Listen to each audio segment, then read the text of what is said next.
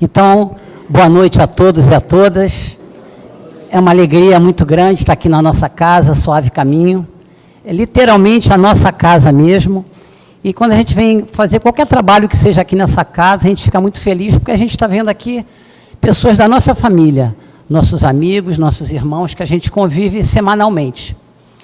E, na noite de hoje, eu trago para a nossa reflexão como título, O Coração do Espiritismo. Aí eu acredito que muitos de vocês que acessaram pelas redes sociais a chamada para esse nosso estudo de hoje, podem ter se questionado o coração do Espiritismo. Então, o que seria esse coração do Espiritismo? Então, a gente vai começar um pouquinho sobre isso hoje.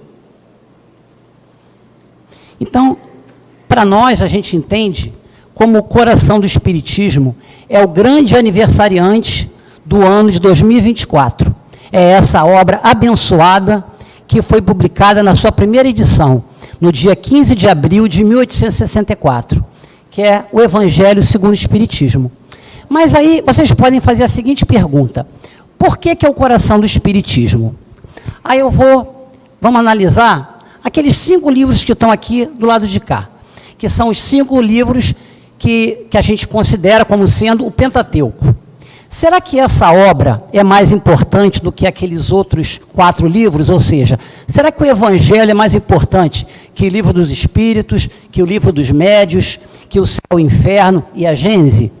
E a resposta, sem a menor dúvida, é que não. A grandiosidade da codificação espírita é que essas 5 obras, elas se completam. Essa é que é a maravilha da codificação. Cada uma dentro da sua característica, cada uma dentro do seu aspecto, essas 5 obras se completam. Mas por que coração do Espiritismo? Coração no sentido do sentimento. Porque aonde na codificação espírita nós vamos encontrar o aspecto religioso da doutrina? No Evangelho segundo o Espiritismo. Mas quando a gente fala numa reunião pública sobre a questão do aspecto religioso, vocês me permitem abrir um parênteses que a gente precisa esclarecer bem. Religião, não no sentido de dogmas, no sentido de hierarquia. Religião, na acepção da palavra, do latim, religare, que quer dizer o quê?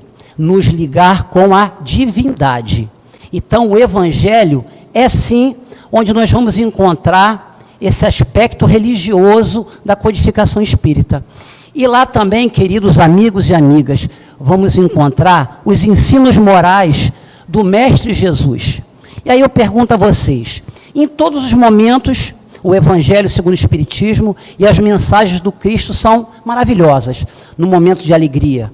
Mas principalmente, queridos amigos e amigas, naquele momento de maiores desafios que a gente encontra nas nossas vidas aqui na Terra, com certeza, as mensagens do Cristo são aquelas que vão calar fundo no nosso coração. E na noite de hoje, eu pensei nesse tema, a gente dividindo em 3 aspectos, em 3 etapas. Na primeira etapa, nós vamos estudar um pouco sobre a questão histórica. Como surgiu essa obra abençoada que completou esse ano 160 anos. Um pouquinho da história dela. Depois, no segundo momento, nós vamos entender qual foi o objetivo que Kardec teve quando publicou há 160 anos atrás o Evangelho. E além do objetivo, a organização. Como que aquela mente brilhante organizou os 28 capítulos do Evangelho segundo o Espiritismo. E no terceiro momento, como não poderia deixar de ser, a gente vai estudar 2 mensagens que vieram do plano espiritual, que a gente encontra no Evangelho, e que essas 2 mensagens, uma do espírito Erasto e a outra do espírito de verdade, ela é dedicada a cada um de nós, que somos espíritas. Então é isso que a gente vai estar estudando nessa noite de hoje, tá? Mas, em primeiro lugar, para a gente começar o nosso estudo, eu vou convidar vocês para a gente entrar nesse túnel, que é o túnel do tempo. E nesse túnel do tempo a gente vai fazer uma viagem e nós vamos direto para esse século, o século XIX. O século XIX, queridos amigos e amigas, ele foi um dos mais importantes da história da humanidade. Por quê? Porque foi um século revolucionário. Em todas as áreas da atividade humana, nós tivemos transformações radicais. Se não, vamos relembrar rapidamente. Revolução Industrial, mexendo com a economia, com o sindicato, com as relações de trabalho. Nós tivemos a Revolução Francesa, mudando totalmente a questão de governo, da monarquia perdendo força. Tivemos um desenvolvimento intenso das ciências no século XIX. Como consequência, o quê? A perda de força da Igreja Católica. E, infelizmente, um desenvolvimento muito grande do materialismo. Mas e aí, meus amigos, nesse século, no meio de todo esse turbilhão de mudanças no planeta Terra, vai nascer, no dia 3 de outubro de 1804, que estaria fazendo aniversário daqui a 2 dias, Hippolyte Léon Denisard Rivaio, que depois do seu nascimento, anos depois, ele viria a ser conhecido como Professor Rivaio. Um homem da área da educação, um educador, pedagogo, escritor, uma verdadeira referência em relação à educação na França como um todo, mas em especial em Paris. E esse nosso companheiro, professor Rivaio, no dia 18 de maio de 1855, ele vai presenciar, em função do convite de um amigo chamado Fauchier. O Fauchier o convidou para ir na casa de amigos em comum, que ele iria presenciar fenômenos físicos que estavam acontecendo em vários locais do planeta. Na França, na Europa, nos Estados Unidos, enfim, na Rússia, em geral. Mas, em especial, ele vai e ele presencia esses fenômenos, um fenômeno chamado fenômeno das mesas girantes. Com certeza, muitos de vocês já ouviram falar nesse fenômeno. Inicialmente, o professor Rivaio, ele considerou que poderia ser uma fraude, ele poderia ser um fenômeno científico. Mas aí o que ele fez como um bom homem de ciência? Ele pesquisou, foi a fundo, e ele comprovou que esses fenômenos eram fenômenos inteligentes e produzidos por seres igualmente inteligentes. Seres que, meses depois, ele daria o nome de espíritos. E a partir dali, o professor Rivaio não para mais no seu trabalho intenso em relação à doutrina espírita. E aí nós chegamos no ano que é um verdadeiro divisor de águas na vida. Aí ele já adota esse pseudônimo, Kardec. Esse ano foi um ano divisor de águas na vida de Kardec, em função de 2 mensagens que ele recebe do plano espiritual. A primeira vai acontecer em março de 1856, quando ele vai conhecer quem seria o seu espírito protetor.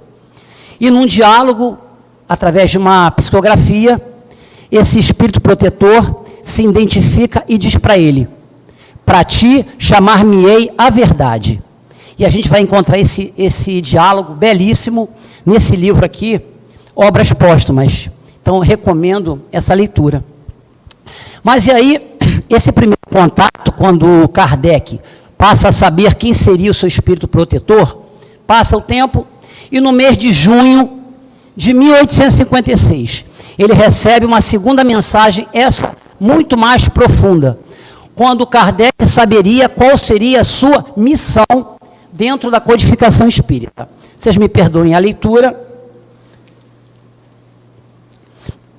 E o espírito de verdade, vai dizer assim para Kardec: a missão dos reformadores está cheia de escolhas e de perigos.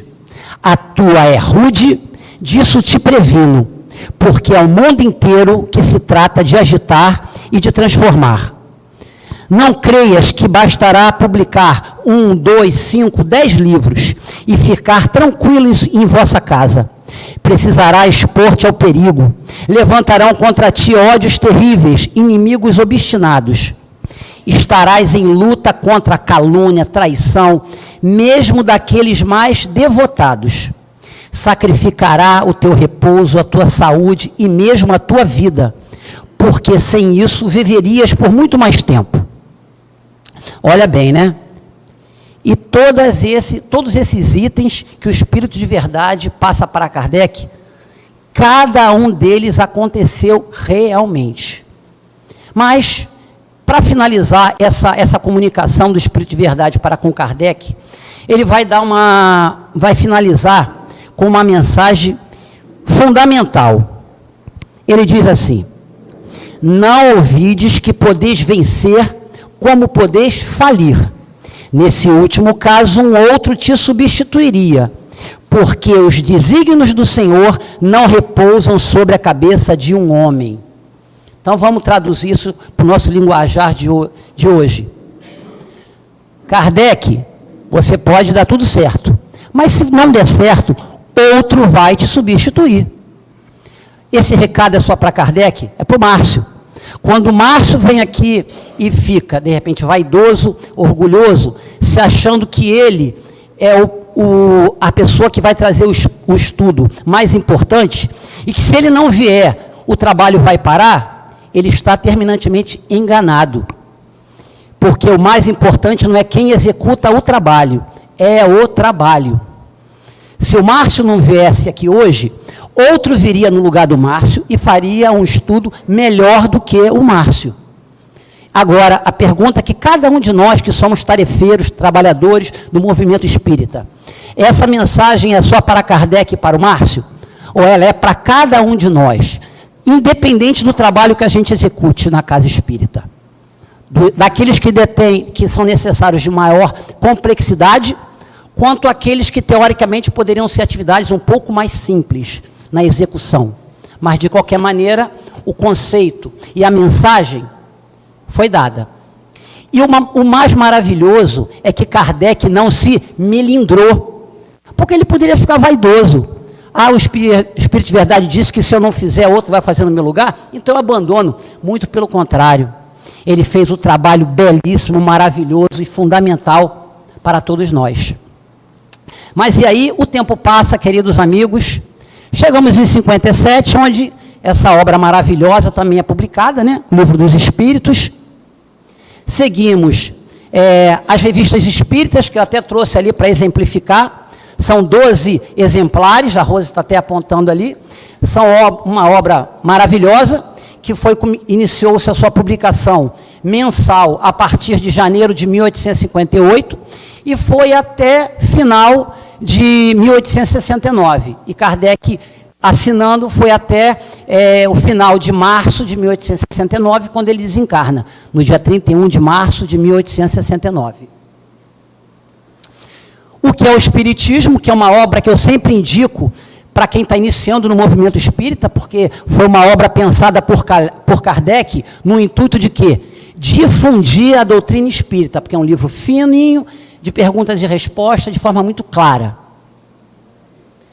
Em 61, o Livro dos Médiuns, e em 62, ele publica Viagem Espírita de 1862, que foi um livro que surgiu a partir de série de viagens que ele fez nesse ano.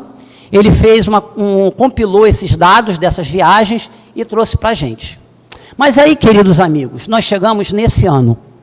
O ano de 1863 é um dos mais importantes da história do Evangelho segundo o Espiritismo. Mas por quê? Por dois motivos. Em primeiro lugar, Kardec estava seriamente doente. Kardec estava com um problema muito sério no pulmão e um problema muito sério no coração. E, além disso, ele estava trabalhando num projeto novo, num projeto de um novo livro, que só quem sabia do que se tratava era sua esposa, Amélie Boudet. E aí, Kardec ele vai receber uma mensagem do Espírito de São Luís, e essa mensagem também, olha quantas preciosidades a gente encontra nessa obra, né? Obras póstumas. Essa mensagem do Espírito de São Luís também nós encontramos nessa obra. O Espírito de São Luís vai dar um ultimato para Kardec. Ele vai dizer que Kardec precisaria se isolar de Paris, para quê? Para que ele pudesse recuperar a sua saúde e ele pudesse dar prosseguimento nessa obra que ele estava trabalhando. E assim Kardec faz. Ele sai de Paris, aí ele vai para essa cidade, Saint-Adresse, que fica no litoral da França, E ele vai ficar lá por volta de 50 dias. Inicialmente, a sua esposa, Amélie Boudet, acompanha ele até essa cidade litorânea, só que depois, em função das atividades que ela desenvolvia lá na Sociedade Espírita de Paris, ela precisou retornar para Paris. E ele fica lá. Só que nesse período que Kardec ficou nessa cidade, ele manda uma carta para sua esposa, para que ela levasse para uma reunião mediúnica da Sociedade Espírita de Paris. E essa mensagem também nós encontramos em obras póstumas.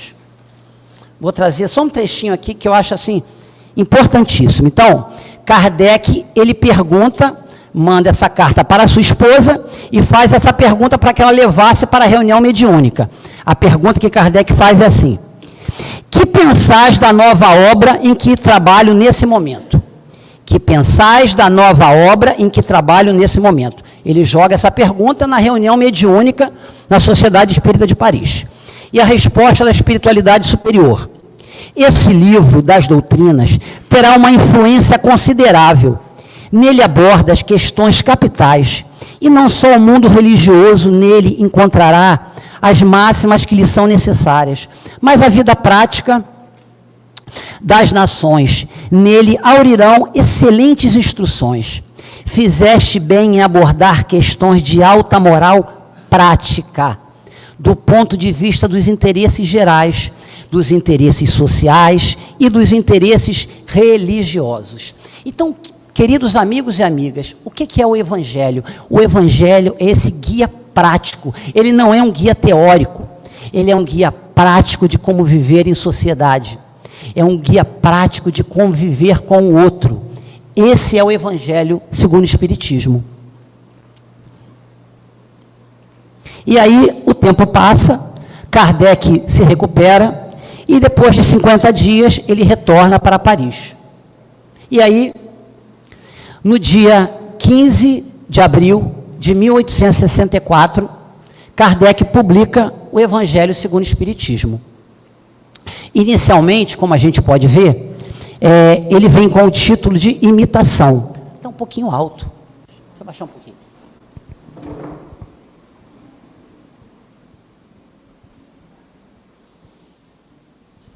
Eu sou professor de matemática, né? Então, imagine o quanto eu tenho que falar alto, né? Então, vamos lá, voltando aqui.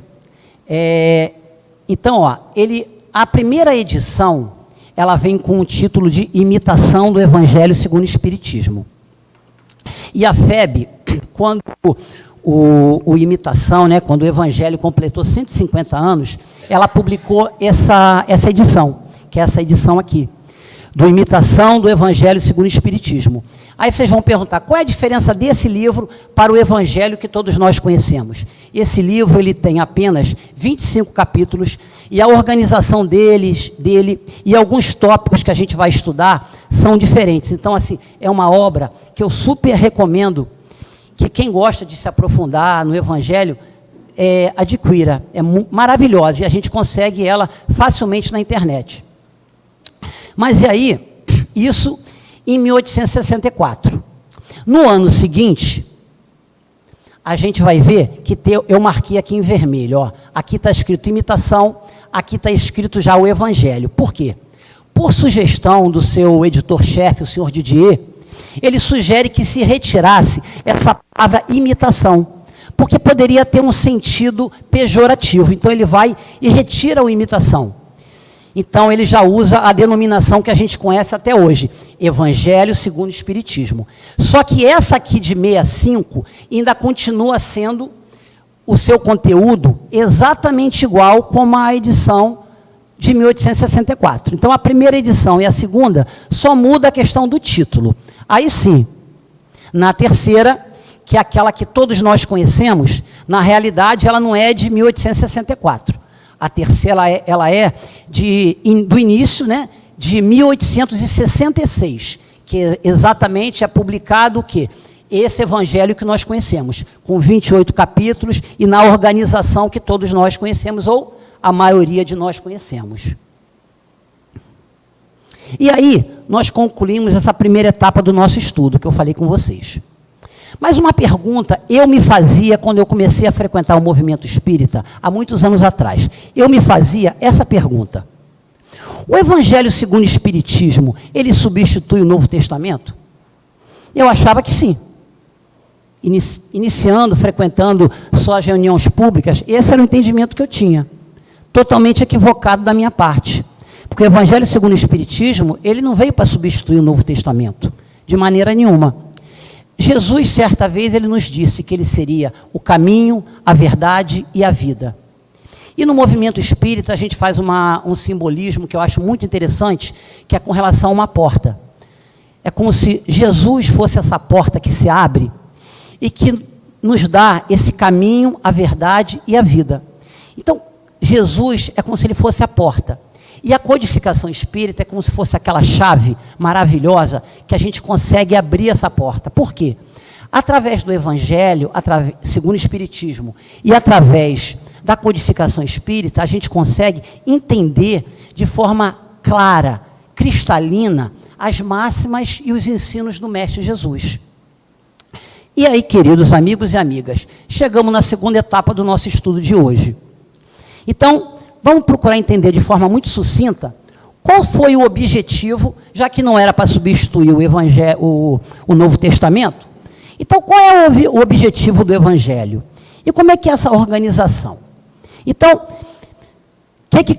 isso que a gente vai estar conversando agora, quem traz não é o Márcio, é o próprio Kardec. Na introdução do Evangelho segundo o Espiritismo, ele vai trazer esses tópicos que a gente vai conversar agora. Então, o que Kardec nos apresenta, e eu acho que todos nós vamos concordar. O que nós temos nos evangelhos? De Marcos, Mateus, Lucas, João, o que a gente encontra nos evangelhos?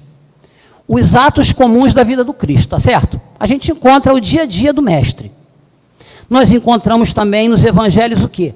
Milagres, predições. Nós encontramos também palavras que foram tomadas para fundamento de seus dogmas. Só que esses três aspectos aqui, amigos e amigas, sempre geraram polêmicas, sempre geraram conflitos, sempre geraram desentendimento em relação a religiões e crenças cristãs. Por quê? Porque cada uma tinha um entendimento diferente em relação a isso. Só que existe um aspecto que, independente da qual é a crença religiosa que você tenha, se você é cristão ou se você não é cristão, se você é muçulmano, se você é hindu, independe da sua crença. Todos concordam que o ensino moral do Cristo, esse, não há nenhum desentendimento. Todos concordam que os exemplos que o Cristo nos deu, que os ensinos que o Cristo nos passou, são acima de qualquer interpretação. Eles são claros. Então, no Evangelho segundo o Espiritismo, nós vamos encontrar o quê? Os ensinos morais do Cristo. Claro que milagres, predições, enfim, outros aspectos nós vamos estudar em outros livros da codificação, no Pentateuco. Na Gênese, no Céu e Inferno, alguma coisa a gente vai encontrar no Livro dos Médiuns, mas o principal do Evangelho é o quê? O ensino moral do Mestre. Mas aí nós vamos entender a organização.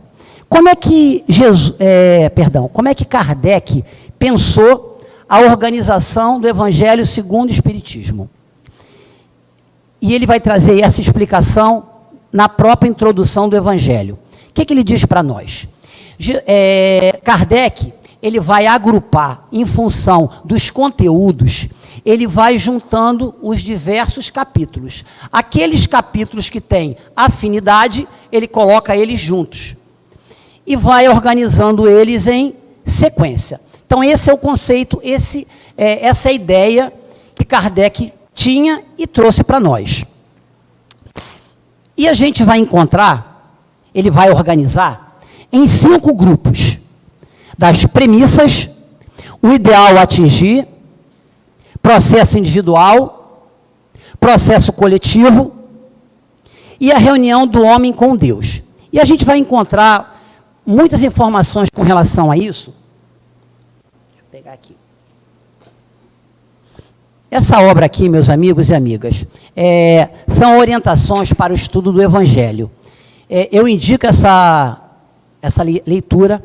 Ela é importante para quando se monta o Evangelho, para se estudar numa casa espírita, mas ela pode ser usada também para nós estudarmos o Evangelho segundo o Espiritismo no nosso próprio lar. Então, eu indico essa leitura. Mas para a gente entender esses 5 aspectos, eu vou dar um exemplo que vocês vão entender de forma muito clara. Alguém aqui já esteve no Japão? Já esteve no Japão, você está fora. Não, está fora não, você está dentro. Mas aqui todos já programaram uma viagem, não programaram? Então vamos supor, a gente vai continuar com a nossa meta de viajar para o Japão. Então vamos lá. Eu quero viajar para o Japão. Quais são as premissas que eu tenho que tomar? Eu tenho que conhecer um pouco do japonês, eu preciso saber qual o tipo de alimento que eles usam, qual é a moeda. Já que eu vou viajar para o Japão, aonde eu vou ficar? Vou ficar no hotel, vou alugar uma casa, que tipo de alimentação eles têm lá. Ou seja, eu tenho como ir para o Japão sem definir as minhas premissas? Sem definir aqueles pontos iniciais? Concordam que não tem como? Beleza. Ideal atingir. Dentro dessa hipótese, qual é o meu ideal? Responde aí, pessoal. Chegar no Japão. Simples, é isso. Qual é o meu ideal? Chegar no Japão. Beleza, né? Até aqui tranquilo? Tranquilo. Processo individual. Eu vou viajar para o Japão, mas eu vou de navio, e essa viagem demora 6 meses. Eu pergunto a vocês, eu vou embarcar no navio, o que eu tenho que fazer em ter relação individual para me preparar durante 6 meses para eu chegar no Japão? Vocês concordam que nesses 6 meses eu posso estudar a língua, os costumes, a alimentação, não é isso? Então, o que é o processo individual? São as ações que o Márcio precisa tomar durante 6 meses para que quando ele chegar lá no Japão, ele tenha o quê? O conhecimento adequado em relação ao quê? Ao Japão. Processo coletivo. Aqui, viajar sozinho pode ser legal, mas vocês concordam que viajar com outras pessoas é maravilhoso? Mesmo que você não parta naquela viagem sozinho, mas não é legal você interagindo? Qual é o seu nome, amigo? Wagner. E você, querida? Natália? Então, olha só, eu vou viajar para o Japão e eu não conhecia a Natália, nem o Wagner. Mas né, quando a gente embarcou, a gente se conheceu durante a viagem. E nos tornamos grandes amigos. Por quê? Durante esses 6 meses, quando a Natália precisava de ajuda, eu ajudava ela. Quando eu precisava de ajuda, a Natália vinha e me ajudava. Quando o Wagner precisava de ajuda, Wagner, estamos juntos. Quando eu precisava, o Wagner chegava junto. Não é maravilhoso viajar junto? Porque você vai aprendendo junto, eu ensino, mas eu aprendo. Então isso é o quê? Processo coletivo. Reunião do homem com Deus, vamos pensar. Quando a gente viaja, eu não sei vocês, a Rosa é minha esposa. Quando a gente viaja, todo dia de noite, eu gosto de pegar o telefone e ligar para quem? Eu ligo para os meus filhos, para a família. De repente eu fiz uma viagem e alguém me deu um bizu de como chegar naquele local. Eu ligo para aquela pessoa e digo, olha, cara, deu tudo certo. Tudo que você me ensinou, tudo que você me orientou, deu certo. Mas da mesma forma eu posso ligar para ele à noite e dizer, olha, deu ruim. Está dando um monte de problema, o dinheiro acabou, o carro enguiçou, enfim, deu uma série de problemas. Me socorre, me ajuda. Reunião do homem com Deus. Então vamos agora para o Evangelho, e não mais o Japão. Nos 4 primeiros capítulos, o que Kardec pensa e faz? Ele coloca as premissas. Então, Kardec apresenta para a gente, nos 4 primeiros capítulos do Evangelho, não vim destruir a lei, meu reino não é deste mundo, há muitas moradas na casa do meu Pai, ninguém poderá ver o reino de Deus se não nascer de novo. O que Kardec faz de forma brilhante? Ele nos dá as premissas, ele nos dá as condições necessárias para que a gente possa viajar dentro de quê? Do Evangelho segundo o Espiritismo. Aqui, de uma forma sucinta, Kardec vai apresentar para a gente a doutrina espírita. Mas e aí? Ideal atingir. Na outra situação, eu falei que nós íamos para o Japão. Dentro do Evangelho e na nossa caminhada, desde que nós fomos criados simples e ignorantes, qual é o nosso objetivo, nosso ideal atingir? Sermos o quê? Bem-aventurados. Nosso objetivo é sermos bem-aventurados. E bem-aventurados é o quê? Felizes. Na introdução do Evangelho segundo o Espiritismo, Kardec coloca para a gente: o Evangelho é o roteiro para a felicidade futura. O que é a felicidade? Bem-aventurança. Então, qual é o nosso objetivo, desde que nós fomos criados simples e ignorantes por Deus? Nos tornarmos bem-aventurados. Quem foi o único bem-aventurado que passou pela terra até hoje? Jesus Cristo. Esse era bem-aventurado, porque ele conseguia colocar em prática todas essas essas bem-aventuranças, tá? Então, o que Kardec faz? Nesses 6 capítulos ele vai trazer o quê? Ideal atingir. Mas e aí ele segue. Processo individual. O que o Márcio precisa fazer para que o Márcio possa ser um dia um bem-aventurado? O Márcio precisa amar o próximo como a si mesmo, amar os inimigos, não fazer uma caridade e apresentar para todo mundo, honrar pai e mãe, fora da caridade não há salvação, não se pode servir a Deus e a Mamon e ser perfeito. Então, aqui, o Kardec vai apresentar para a gente o quê? O processo individual, as ações que cada um de nós temos que tomar para que um dia nós sejamos exatamente como o Mestre Jesus, bem-aventurados. Só que evoluir sozinho teria sentido? Nós ficaríamos felizes em só nós sermos bem-aventurados? Não. A gente tem que ser bem-aventurados, mas nós temos que o quê? Ajudar no crescimento do irmão que está ao nosso lado, para que aquele irmão nos auxilie também. E Kardec vai apresentar aqui, do capítulo 18 ao capítulo 26, ele vai apresentar... Obrigado.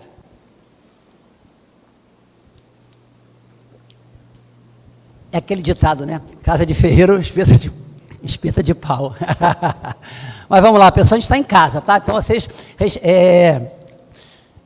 perdoem a nossa falha. Mas voltando aqui, amigos e amigas.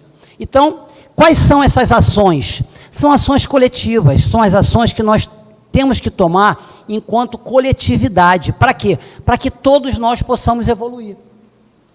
Então, muitos os chamados e poucos escolhidos, a fé transporta montanhas, etc, etc. Ou seja, são ações coletivas que a gente precisa tomar para que possamos crescer o quê? Juntos, desse processo de evolução.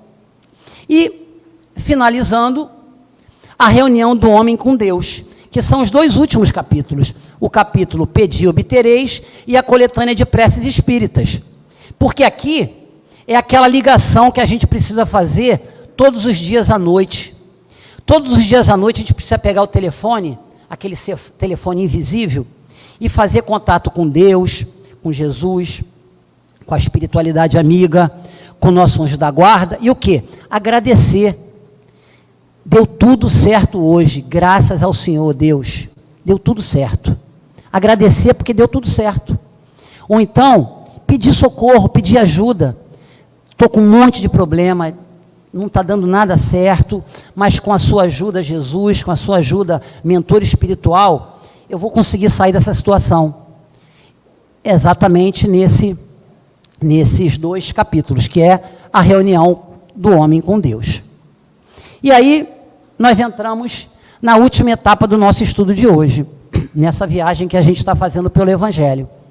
Vamos estudar, então, 2 mensagens que eu falei com vocês, que vieram do plano espiritual para cada um de nós que somos espíritas. A primeira a gente encontra no capítulo O Cristo Consolador, capítulo 6. É a mensagem do Espírito de Verdade, e ele diz assim: Espíritas, amai-vos, este é o primeiro ensinamento, instrui-vos, este é o segundo. Então, quando eu leio esse trecho, a primeira coisa assim que, para mim, salta aos olhos é a questão da prioridade.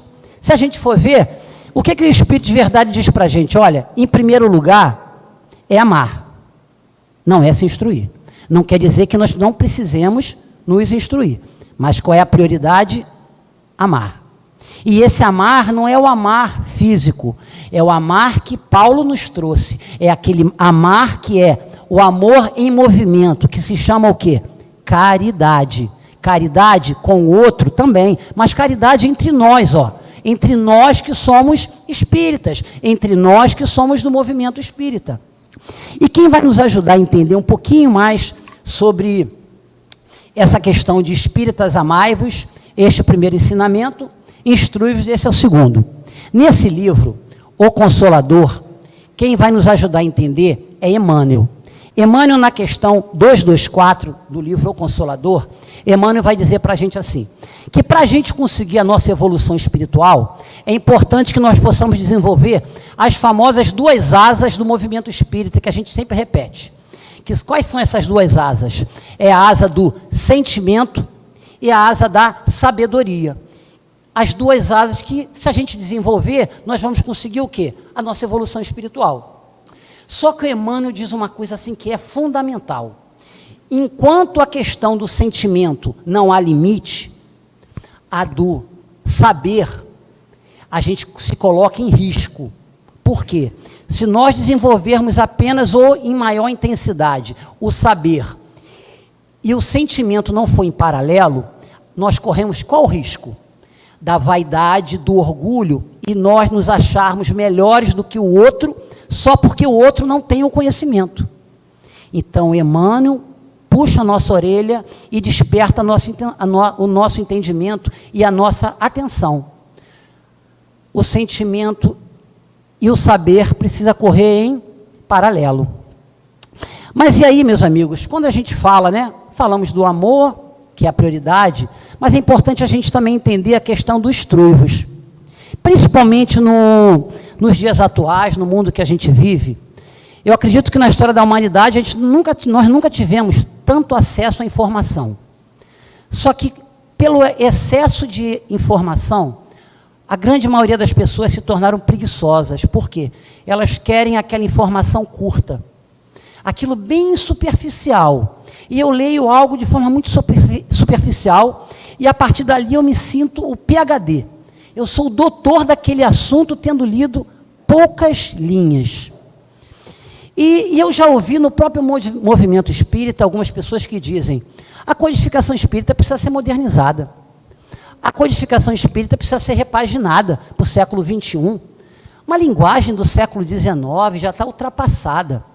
Com relação a isso, quem vai responder não sou eu.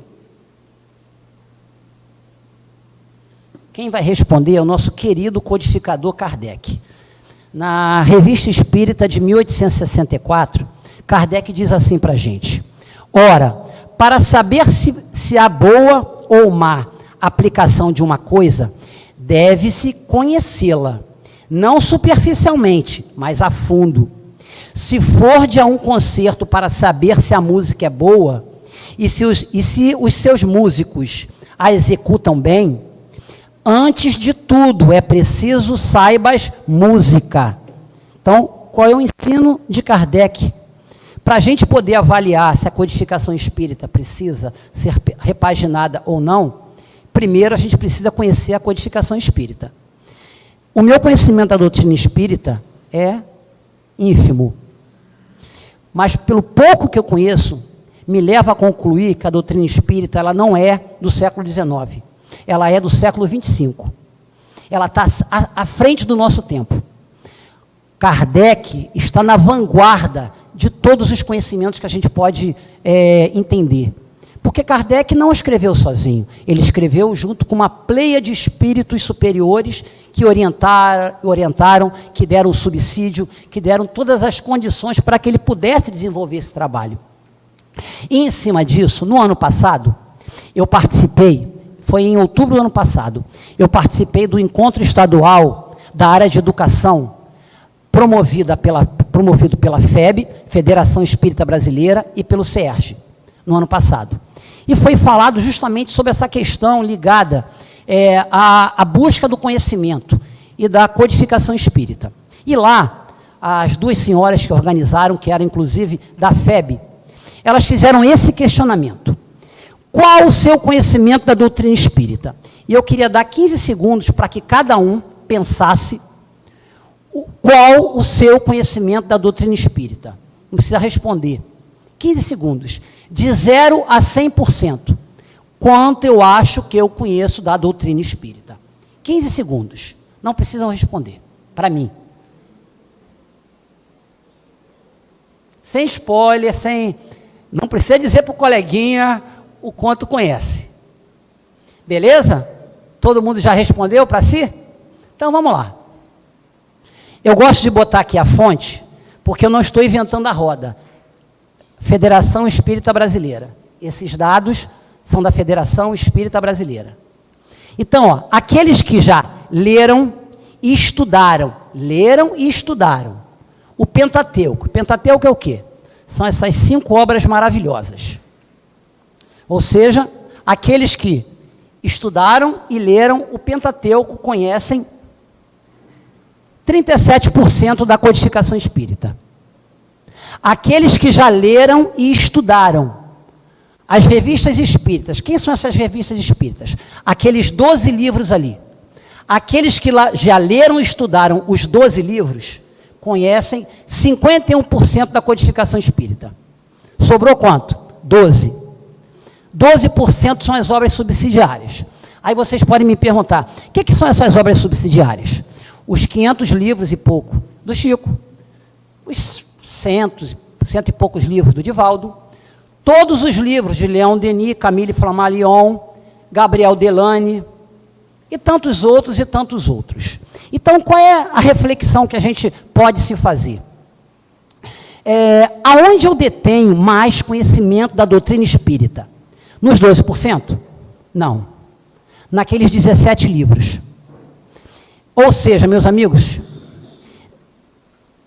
nessas 17 obras raras, eu possuo 88% da codificação espírita. Quem está dizendo não é o Márcio. Eu estou igual o papagaio, reproduzindo. Quem disse isso foi a FEB. Então, o que a FEB está dizendo? É que a gente não deva ler os livros de Chico, do Divaldo e Leon Denis. Nada disso. Ela está apresentando informações. O que cada um de nós vai fazer com essa informação é responsabilidade de cada um. Mas ela está dizendo isso. 88% do conhecimento da doutrina espírita está naqueles 17 livros.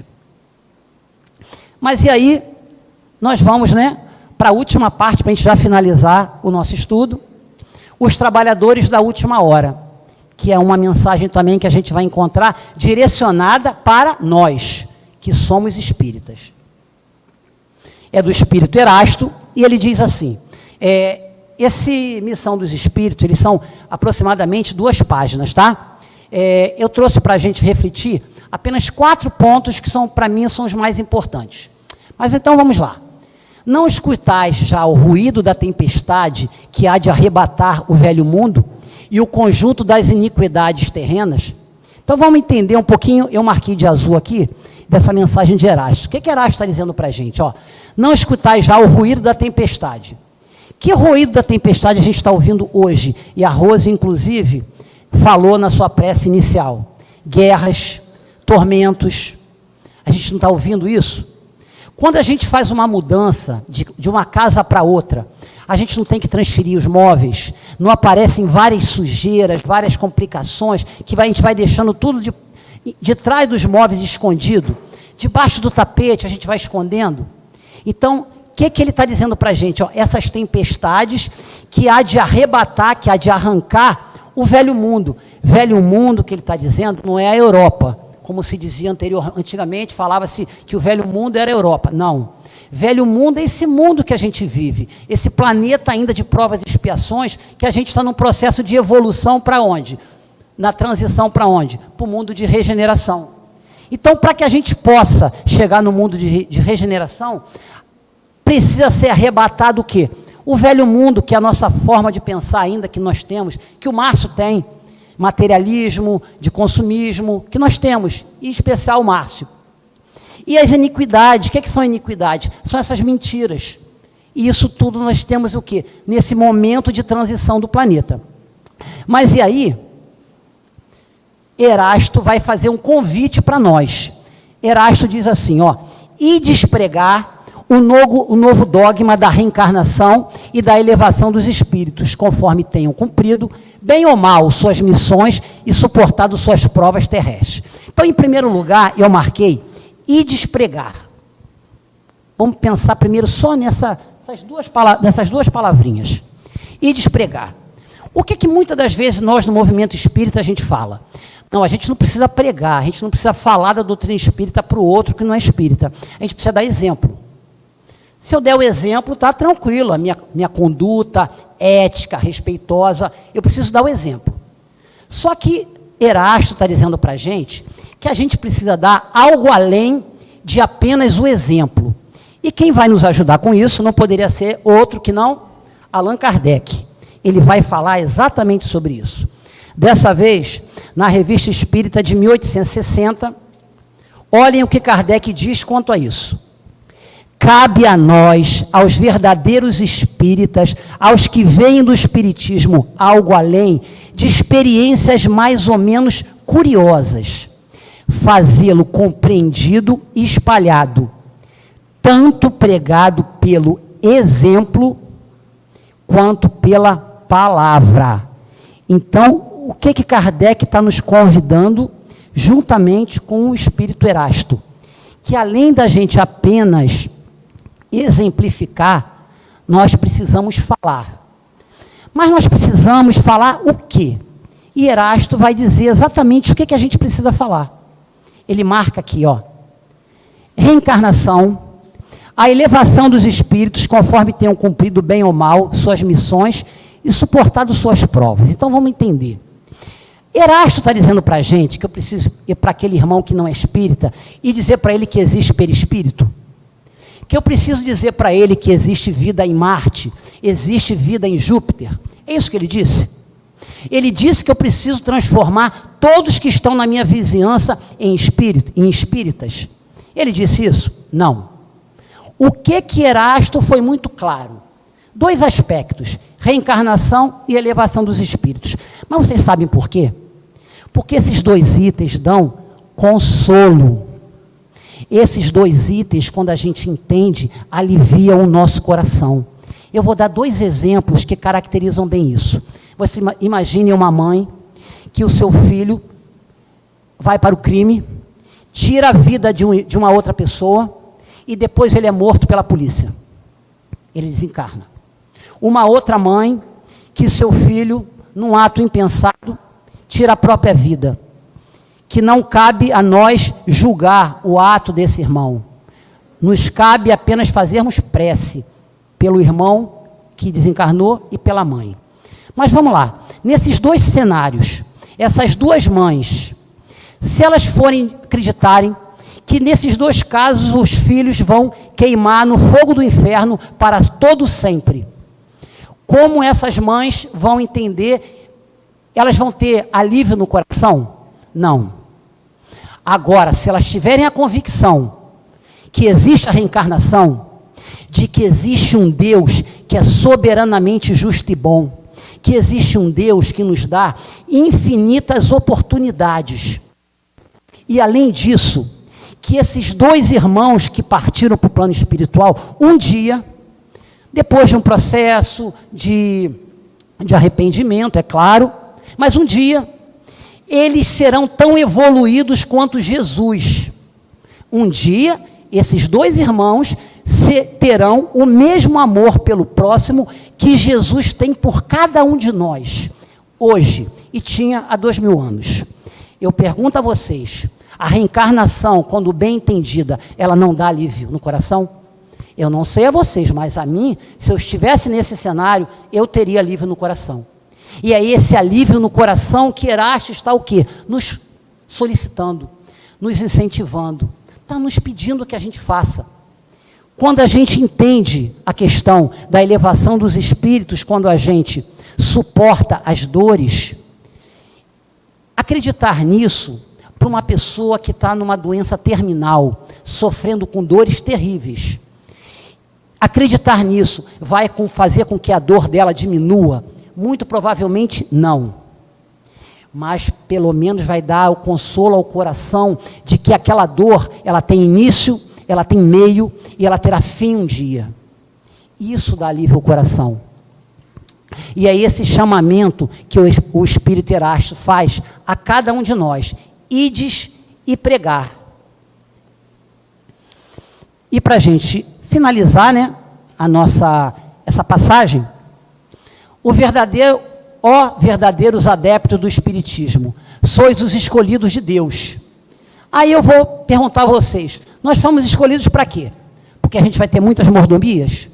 Porque nós somos o povo escolhido? Nós somos a última bolacha do pacote de Deus? Então vamos entender para que nós fomos escolhidos. Arme-se a vossa falange de decisão e coragem, mãos à obra, o arado está pronto, a terra espera, arai. Então, qual é o chamamento de Erasto? Que a gente vai o quê? Arar, que a gente vai trabalhar. Então, nós fomos escolhidos para o trabalho. E nesse momento, com essas tempestades que a gente vê no nosso planeta, tempestades de todos os tipos, é esse chamamento que a doutrina espírita faz a cada um de nós. E aí, meus amigos, para a gente finalizar o nosso estudo de hoje, eu trago uma mensagem do Espírito Erasto, do Espírito de Verdade, que é o prefácio do Evangelho segundo o Espiritismo. Então, vou colocar para vocês.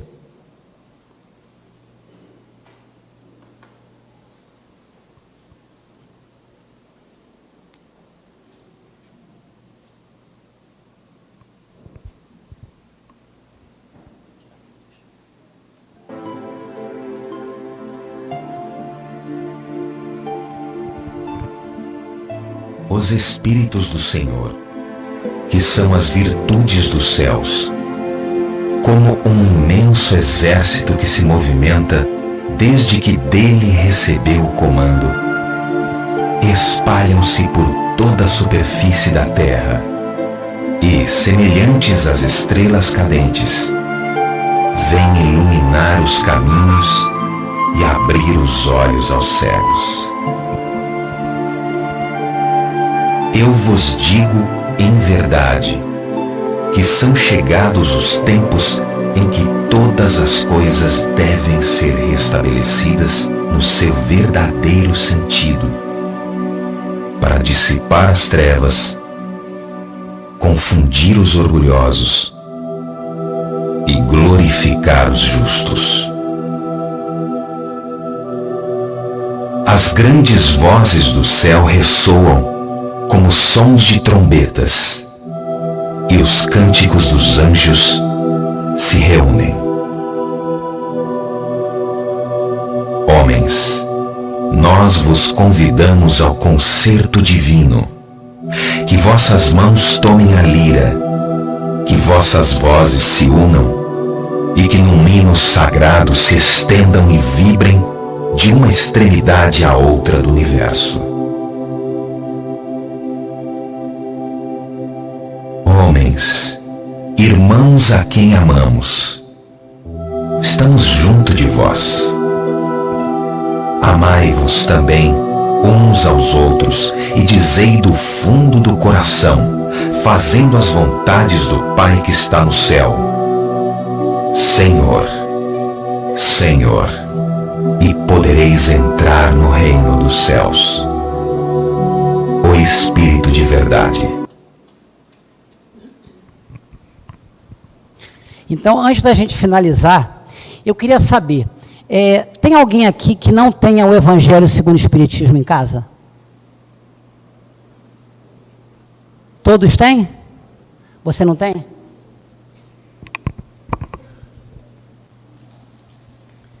Então você não tinha. Agora você tem. Tem mais alguém que não tenha? Oi? Não tem, não? Então, tem mais 2 exemplares aqui. Quando terminar, vem pegar aqui comigo, por favor, tá? Então, pessoal, então boa noite a todos. Que a paz do Mestre Jesus possa continuar no nosso coração hoje e sempre. Muito obrigado.